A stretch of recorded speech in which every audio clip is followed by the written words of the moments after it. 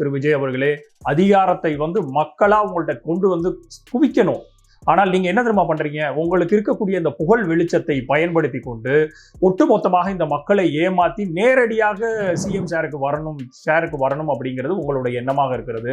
41 பேர்களை உயிர் பலி வாங்கினதற்கு அப்புறம் கூட இன்றும் நீங்க தமிழக அரசியல் களத்துக்குள்ள நேரடி அரசியல்ல பொதுமக்களாக இருந்து அவர்களுடைய தோளோட தோளாக நின்று அவர்களுக்கு இருக்கக்கூடிய இயற்கை சார்ந்த பிரச்சனைகள் என்ன, பொருளாதார சார்ந்த பிரச்சனைகள் என்ன, தனியாக இருக்கக்கூடிய அந்த மாவட்டத்தினுடைய பிரச்சனை என்ன, ஒன்றியத்தினுடைய பிரச்சனை என்ன, இது அத்தனையும் பூகோளத்திலிருந்து ஜியோகிராபி ஸ்டேட் ஆஃப் தமிழ்நாடு என்ன, எங்கெங்க மலைகள் இருக்குது, எங்கெங்க ஆறுகள் ஓடுது, ஆறுகள்ல இருக்கிற கால்வாய்கள்ல என்ன பிரச்சனைன்னு தமிழ்நாடு முழுக்க உங்களுக்கு தெரியுமா திரு விஜய் அவர்களே? தெரியாது, கண்டிப்பாக தெரியாது. ஏன்னா நீங்க எழுதி கொடுக்கக்கூடிய டயலாகையே பார்த்து மறந்து போய் திரு மோடி அவர்கள் எப்படி டெலிபிராம்டர் இல்லாம அவர்களால் ஒரு செகண்ட் கூட பேச முடியாதோ அது மாதிரி உங்களுக்கு எழுதி கொடுக்கிற ஒரு பேப்பரை வைத்துக்கொண்டு மட்டும்தான் பேச தெரியுங்கிறது நீங்கள் கொண்டு வந்த பரப்புரை அத்தனையிலுமே தெளிவாக தெரிகிறது.